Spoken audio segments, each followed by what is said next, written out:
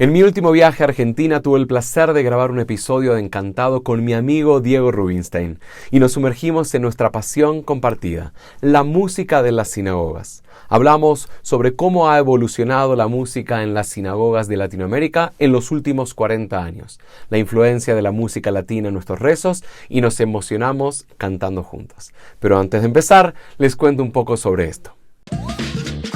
Esto es Encantado, el podcast donde la música judía cobra vida a través de conversaciones y canciones con artistas que admiro. Únete a este viaje musical mientras aprendemos juntos y nos divertimos creando melodías memorables.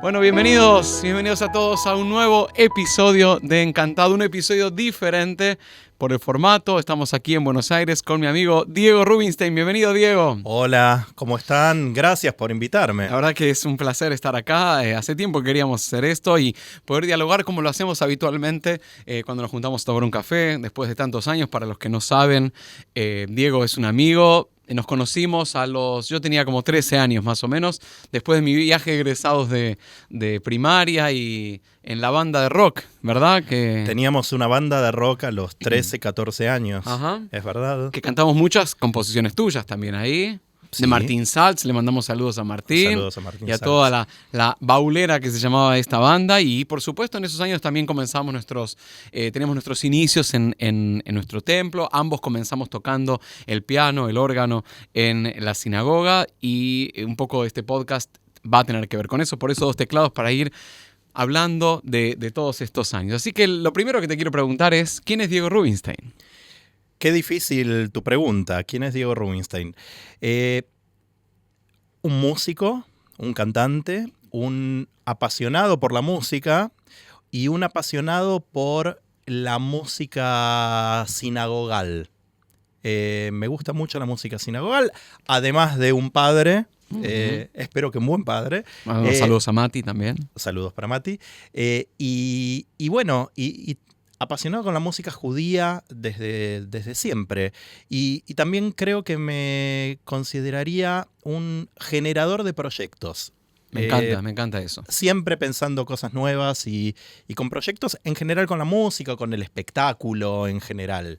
Y un compositor también. ¿Por qué no? ¿Cómo? Ya vamos a hablar de tus composiciones y de toda tu carrera. Bueno. Quiero que empecemos justamente, ¿cómo llegaste a esto? ¿Cómo llegaste a estar frente a una tfilá, a un rezo, a través del piano? Mira, mi relación con la sinagoga nunca fue de ir a Shabbat cuando era chico, digo, no, de ir a Shabbat. Sí iba para los Yamim Noraim, para esos servicios, para Rosh Hashanah, para Yom Kippur, pero no en lo cotidiano. Y en el colegio primario tuve un moré de Shirá, un profesor de música, de la parte judaica, que era Hassan, el Hassan Oscar Fleischer, Shlomo, el moré Shlomo, nuestro moré. Y él era Hassan de una sinagoga, de un templo en Buenos Aires, que era la comunidad de Paso, que era un templo bastante tradicional en un punto. Y bueno, él era mi maestro de música y me incentivaba a cantar, y siempre en el shule, en el colegio.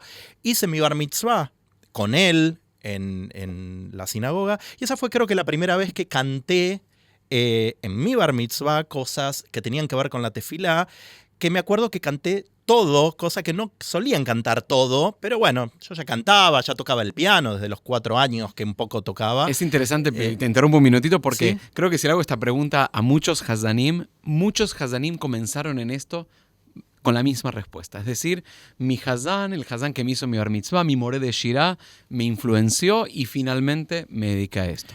Sí, igualmente no es que cuando terminé mi bar mitzvah ya me incorporé a nada, pero bueno, fue como mi acercamiento, y cuando tenía unos 17 años me llegó una propuesta no tan buscada de una comunidad muy chiquitita bueno, no voy a ser muy chiquitita, pero no de las que están en la ciudad de Buenos Aires, en la comunidad de San Martín, que es en las afueras de lo que es la capital acá en Buenos Aires. Me llegó la propuesta de ser el organista de la comunidad. Se llamaba organista porque realmente había un órgano. Y ahí empezaste en esos años. Ahí empecé en esos años. Y quiero detenerme ahí porque dijiste una palabra que sirve para mi siguiente pregunta, que es, más que esto no es una entrevista, acá estamos dialogando y hasta si me quieres preguntar algo me puedes preguntar. Conozco mucho de tu vida. Conoces mucho de mi vida, claro que sí. Pero justamente dijiste organista, claro, porque en las tfilot, por lo menos cuando nosotros éramos chicos, en los años 80, 90 todavía, se tocaba el órgano, que era un órgano de doble teclado. Es un órgano con pedalera y en la mayoría de las sinagogas sonaba ese órgano, salvo en el templo de la calle Libertad, en la Congregación Israelita de la República Argentina, que tenían un órgano de pipas todavía, ¿correcto? Sí, creo que es la única sinagoga, por lo menos en Buenos Aires, sí. Que hay tiene iglesias, pero sí. Sí, que tiene, y aparte es un órgano muy especial, que hay 2. También cuento, después calculo que vamos a llegar, pero bueno, trabajé 14 años en el Templo de Libertad, pero sí, era el órgano y también el modelo de la tefilá que había por lo menos en Buenos Aires, hablo, o en Argentina, era la figura de un Hazán. En general era un Hazán que tenía una voz lírica que se paraba en la bimá y cantaba, y tenía al organista, que en muchas comunidades, de hecho me acuerdo en mi bar mitzvah, en el Templo de Paso, que el que tocaba el órgano era Alberto Levi, un organista, que tocaba en el piso de arriba, o sea, no se lo veía al organista, se escuchaba el órgano, un poco creo que emulando esto de... Por ejemplo, el Templo de Libertad, que al organista no se lo veía porque estaba arriba también. Hablando de Betel, en Betel, México, también originalmente el piano también estaba en un coro, que se le decía, donde el organista no se lo veía, ¿no? Claro. Y bueno, y llego ahí, el Hazán era Salvador Sued, y llego...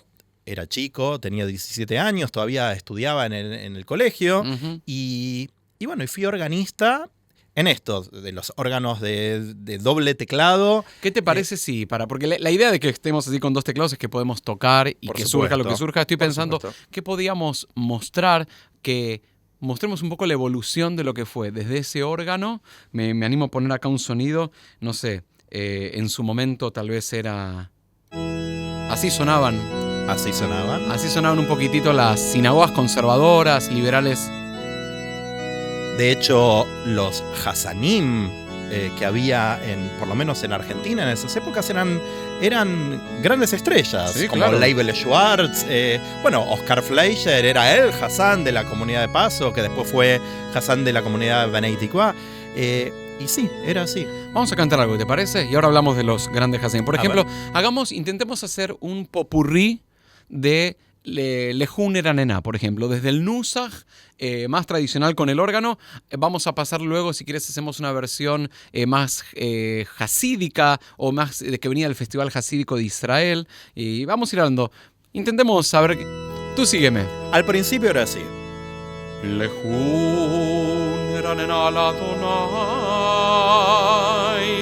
Naria Letzuri Sheinu. Y nos vamos al Festival Hasídico, por ejemplo. Lejun Eranená, Lejun Eranená, Lejun Eranená Ladonai, Lejun Eranená, Lejun Eranená, Lejun Eranená Ladonai. Naria, Naria, Letzuri Sheinu, Nekadma Fana Betoda. Naria, Naria, Letzuri Sheinu, Bizmirot Naria Lo.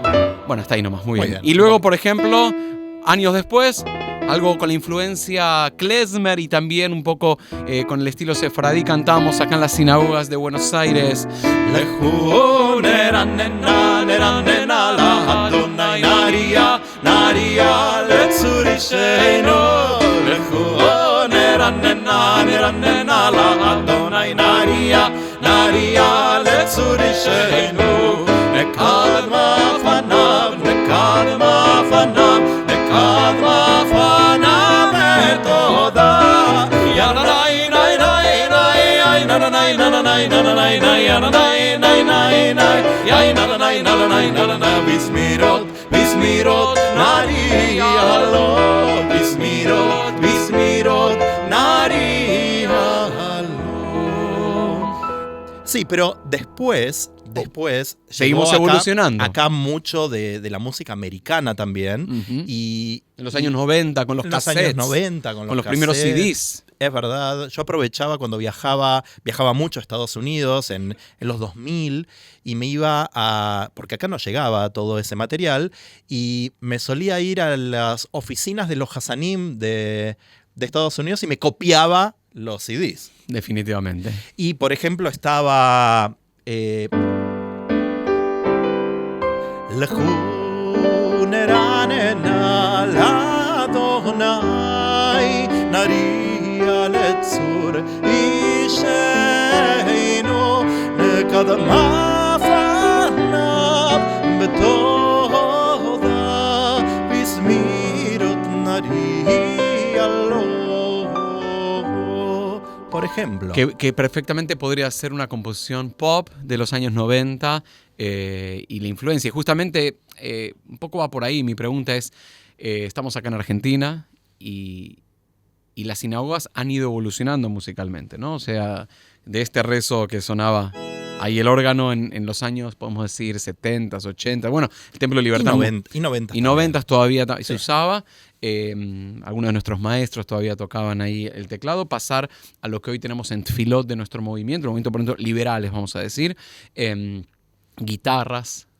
O sea, esta evolución, vamos a decir, desde inclusive sinagogas de Europa a capela, con coros, pasar a las sinagogas liberales de Europa que llegaron acá, como el Templo de Libertad, con el órgano, el coro, el hazán, luego pasar a el órgano eléctrico de repente, y en los años 90 en Betilel, por ejemplo, creo que fue en las primeras sinagogas con el piano eléctrico, con Martín Maslow que lo incorporó, y luego muchos años después tu proyecto de Shlichei Tzibur, y cómo fue evolucionando, y hoy Tfilot con guitarra, con percusión, con diferentes instrumentos. Es como que todo esto fue evolucionando.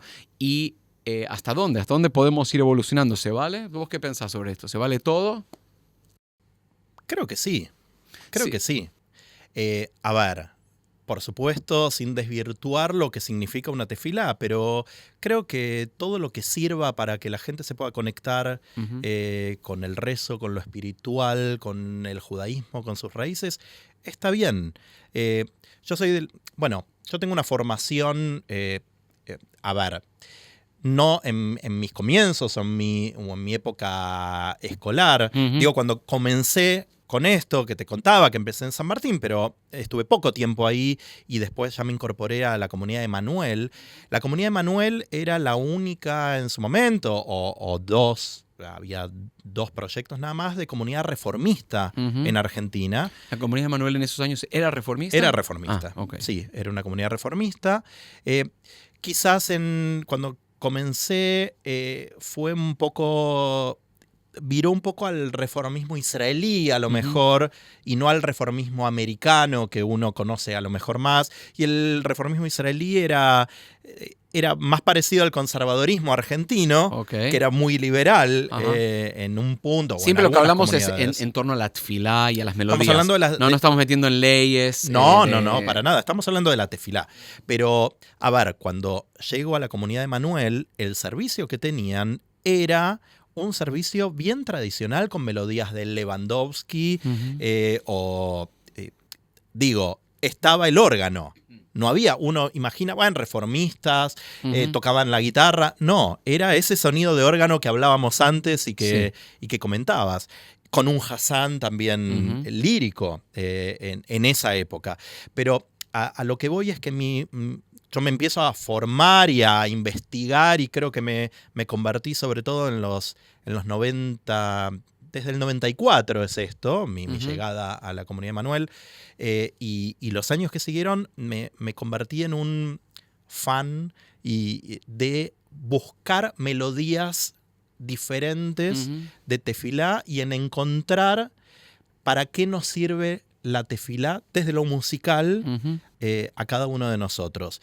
Y volviendo a tu pregunta anterior de esto de vale todo o no vale todo, a ver, creo que hay mucha gente que busca espiritualidad judía y creo en una frase que utilizamos en Samir, que es una aparte, la Casa de la Música Judía, que también soy parte acá en Argentina, que la música es un excelente medio para crear identidad. Y bueno, y si te sirve... Adelante. Adelante. Que justamente quiero preguntarle a la gente que está conectada, más allá de pedirles por favor que se suscriban al canal de Pasión y Gratitud, que le den like, que saluden aquí a nuestro querido amigo Diego Rubinstein.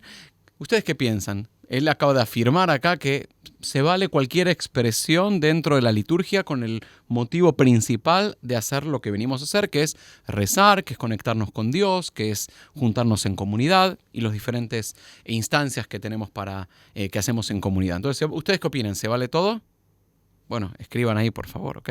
Bueno, y estando en ese estilo en que se vale todo, creo que un poco lo que estabas diciendo es que, no sé, hablábamos antes de las sinagogas alemanas, no sé, donde la sinagoga de Lewandowski, lo que se cantaba eran Nusach y composiciones de Lewandowski.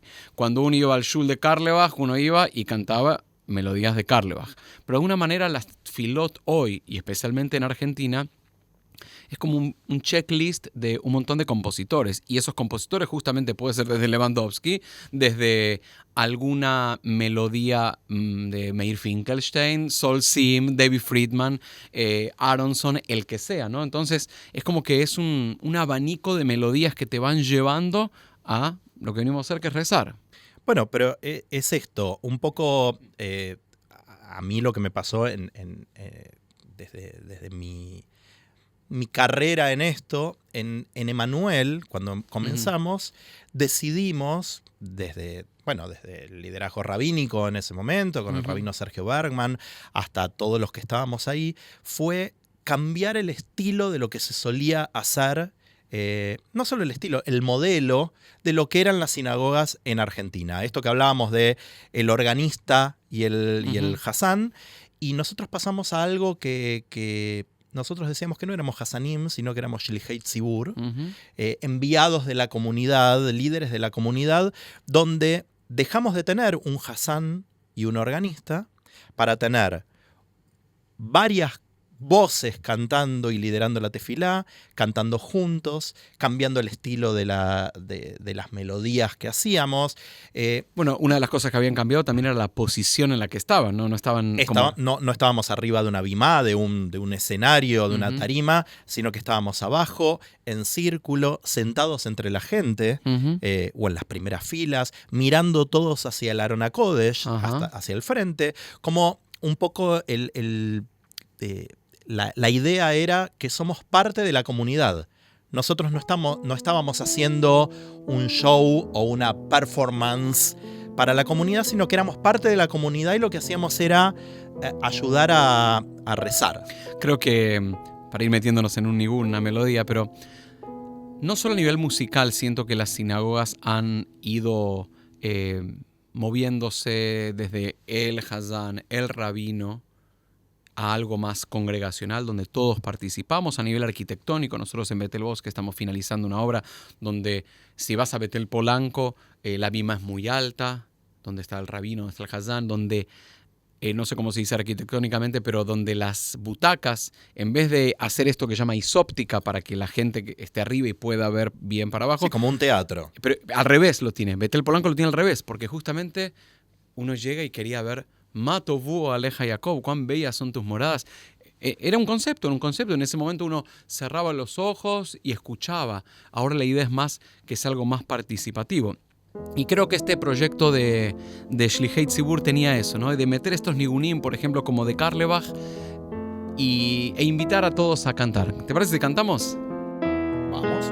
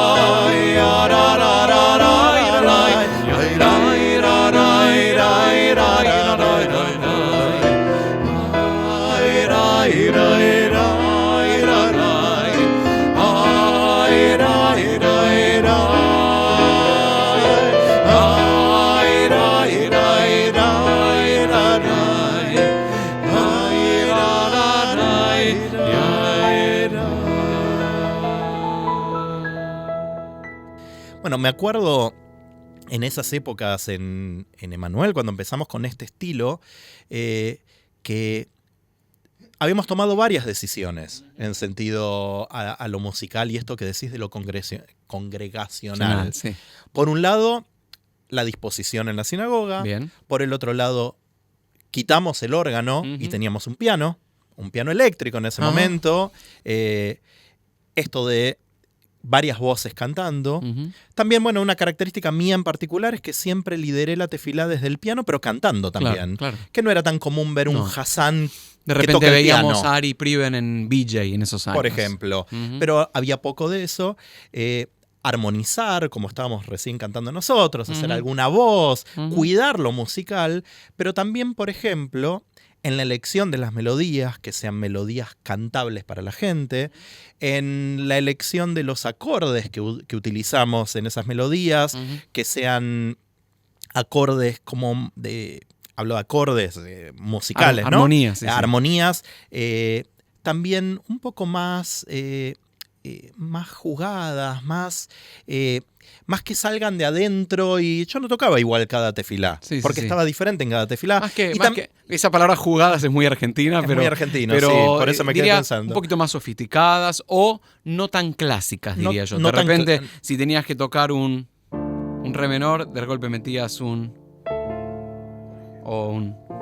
la semi, o sea, cosas que... Por ejemplo, a ver, era no respetar la partitura original. Ok, pero ¿vos crees que a todo el mundo eso le funciona? ¿O hay gente que necesita de algo más tradicional? Por eso dije que vale todo. Okay.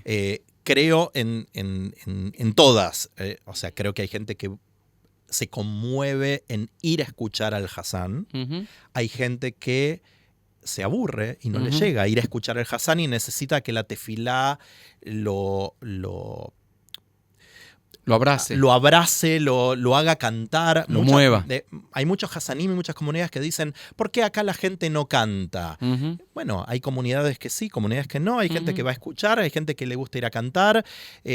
Una, por ejemplo, de las cosas que habíamos también elegido en ese momento era las tonalidades de las canciones. Claro. En general la gente estaba acostumbrado a que, por ejemplo, si a mí como Hazán me quedaría cómodo lo que acabamos de cantarlo más.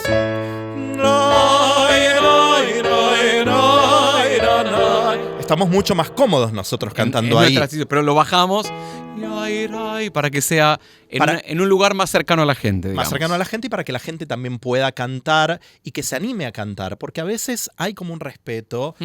Igual estoy de acuerdo y me gusta, a pesar que siempre me gustó la tefilá participativa, también en mis tefilot siempre había un momento donde alguno de nosotros, digo porque éramos varios cantando, o yo mismo, cantábamos algo para escuchar. Definitivamente. Yo creo que confío en el equilibrio, en el buen gusto, en las necesidades. Confío en que no todas las tefilot tienen que ser iguales porque las cosas pasan. Hoy estamos aquí todos todavía, a pesar que estamos haciendo música y estamos contentos de vernos, tristes por lo que está pasando en el mundo, esperando que los rehenes lleguen a casa. Entonces, hay momentos donde no se puede, ¿no? Entonces, yo creo que esa es la sensibilidad que un músico, que un hazán, que un equipo de Shlichei Tzibur, el rabino, todos tienen que tener para tener una hermosa tefilá. Inclusive, siento, a ver qué pensás sobre esto, que hay inclusive en las liturgias,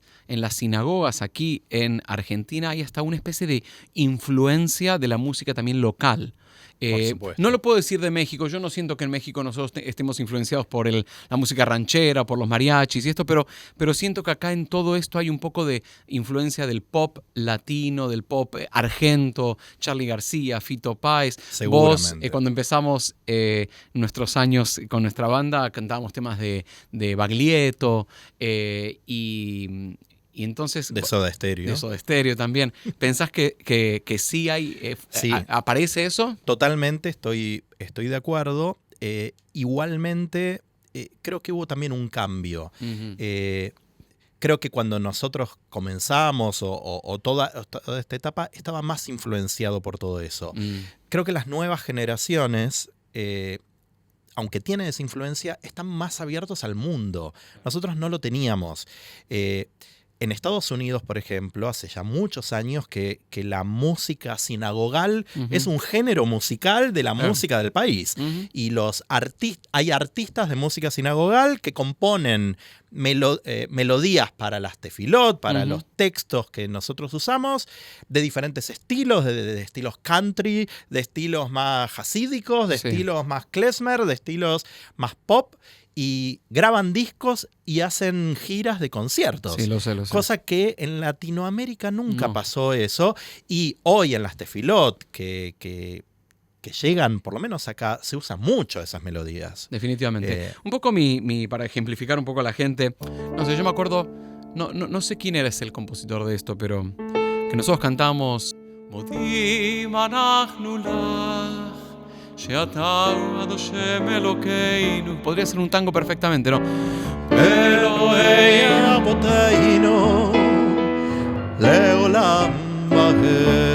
Otra vez.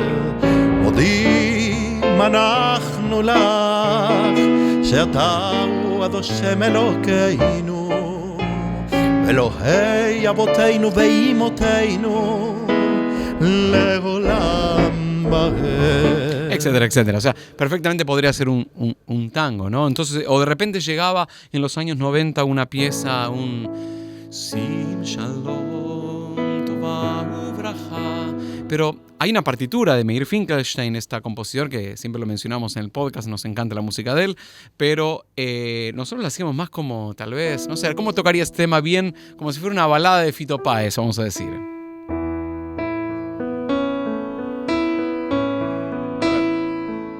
Sim Shalom Tova Uvracha Chema Chesed Verachamim עלינו מעל כל ישראל עמך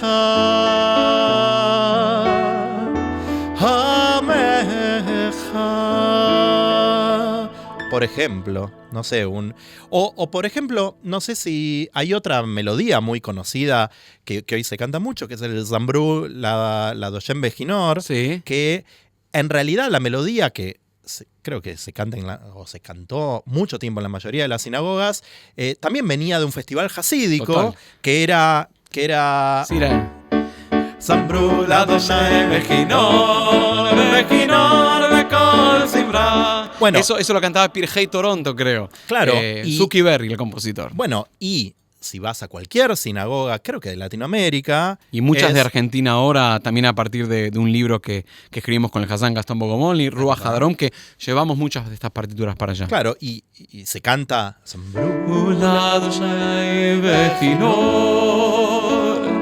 Bejinor, Bekol Simra,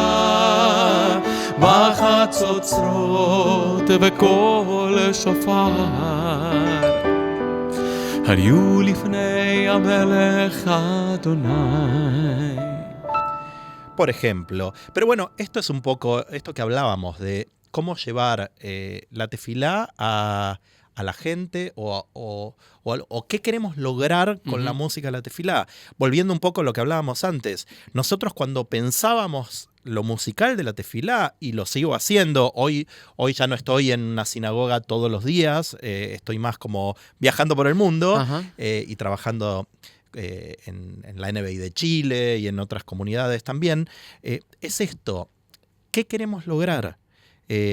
No cantar una melodía solamente por el gusto de que, bueno, me gusta esta melodía.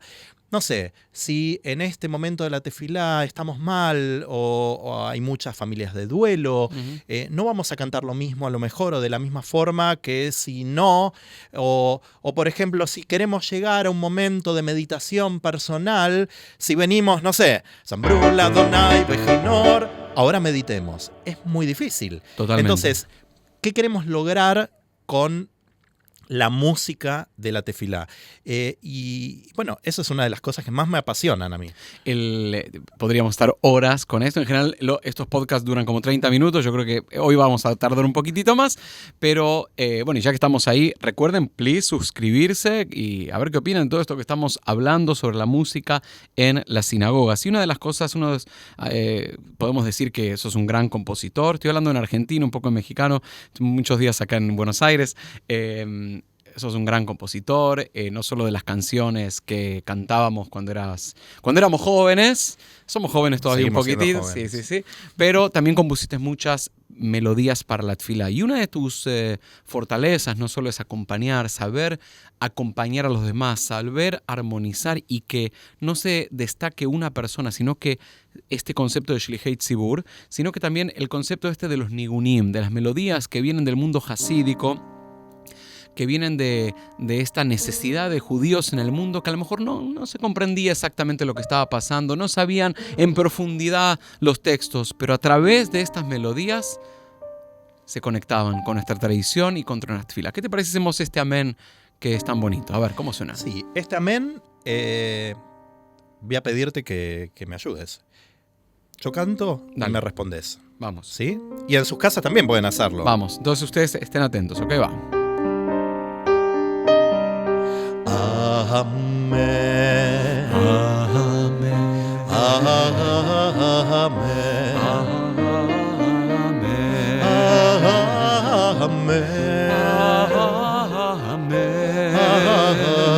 Amén.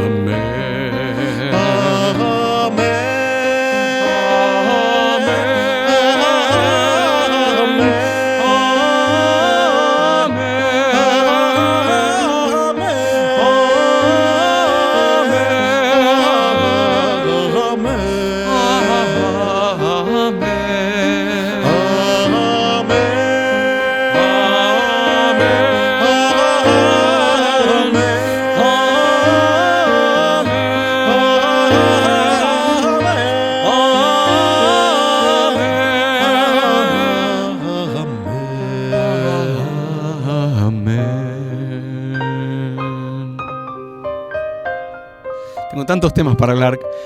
Porque ahora mientras tocábamos y mientras sigues tocando, creo que hay algo que también es muy de los organistas, de los que acompañan a través o desde la música a los rabinos, a los hazanim, y es esto de estar tocando, de estar sintiendo qué está pasando para que nos conectemos mucho más con lo que está pasando. Ahora estoy hablando y podemos estar desde nuestras casas conectándonos, cantando esta melodía, pidiendo por alguien que está enfermo, pidiendo por los hatufim, pidiendo por los rehenes que regresen a casa con esta melodía, y me estás acompañando de una manera que me dan ganas de seguir hablando, de seguir cantando, y si lo siento, pedir a todo el pueblo de Israel, a todos los que nos están escuchando, que canten esta melodía nuevamente, la segunda parte del Nigún.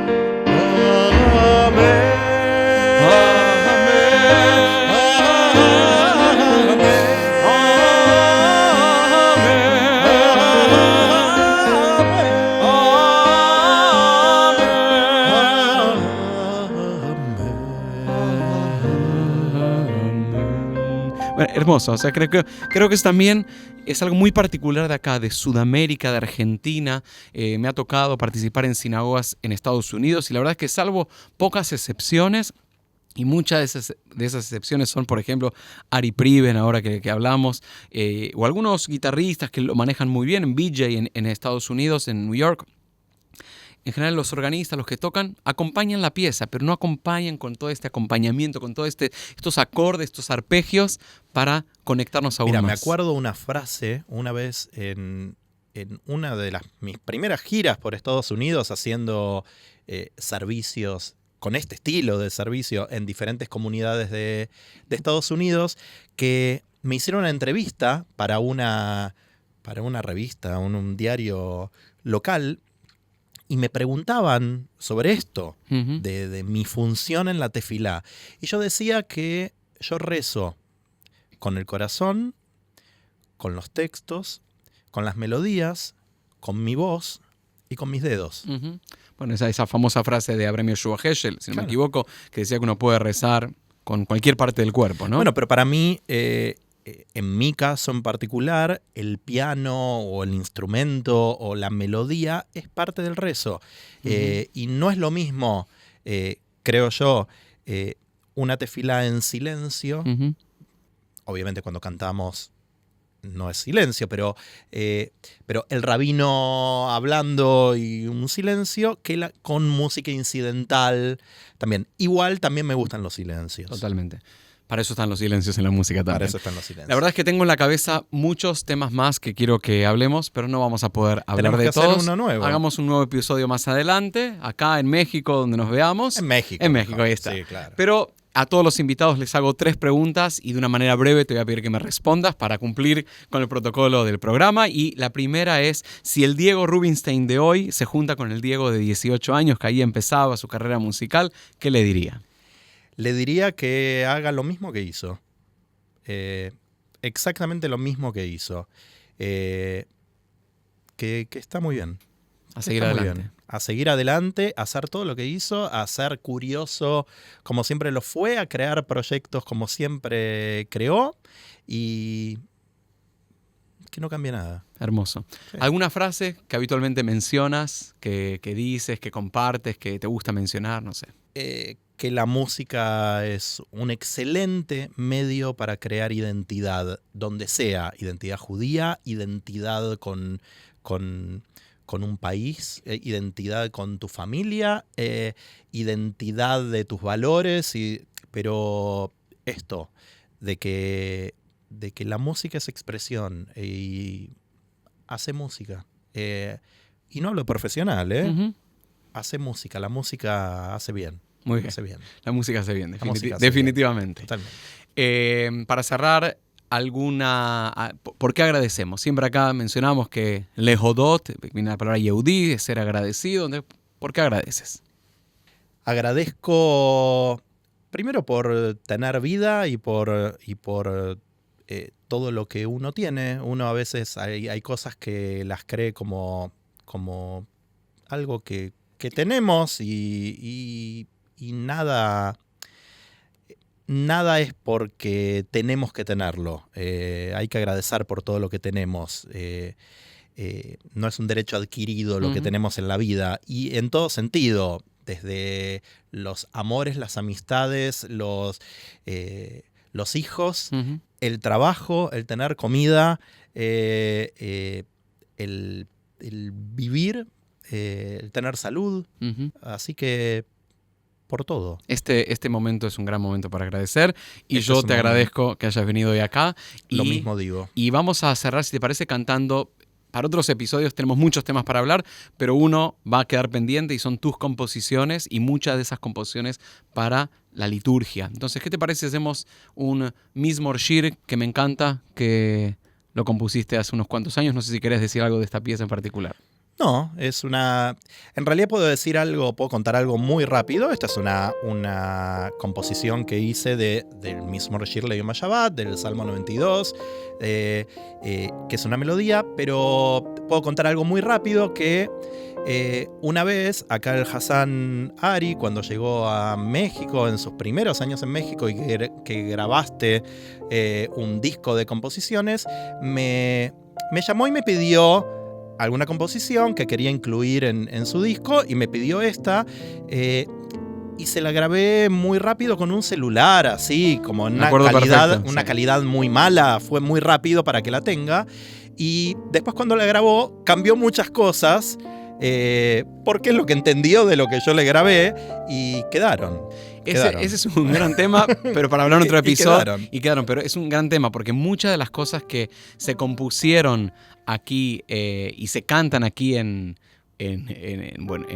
Buenos Aires son todas shebealpé, todas que se van pasando de uno. Hay pocas cosas escritas, por eso nos dedicamos a escribir un libro sobre todas estas composiciones. Ruach Hadrom. En otro episodio vamos a entrevistar a Gastón Bogomolny, pero vamos a cerrar cantando este Mizmor Shir que me gusta tanto. Y nuevamente gracias. A vos.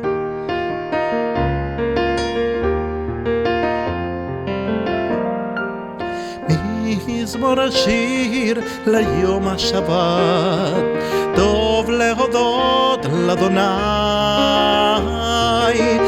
ולזמר לשמך העליון, ולזמר לשמך העליון.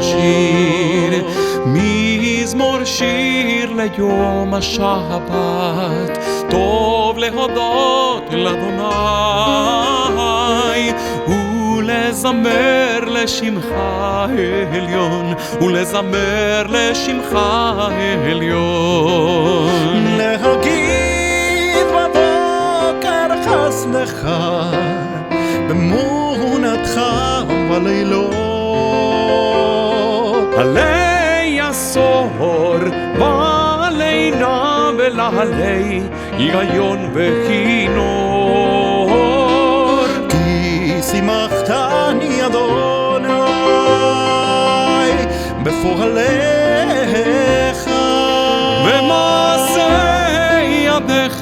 ומעשה ידיך ארנן. מזמור שיר ליום השבת, טוב להודות לאדוני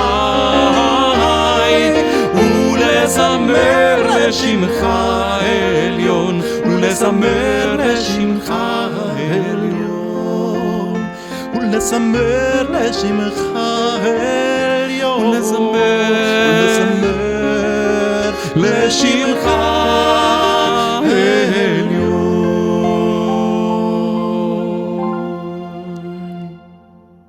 Gracias. Vos. Recuerden que pueden suscribirse para no perderse ningún episodio de Encantado en el canal de Pasión y Gratitud de Spotify y YouTube, y también en las redes sociales de Comunidad Betel de México. Shalom.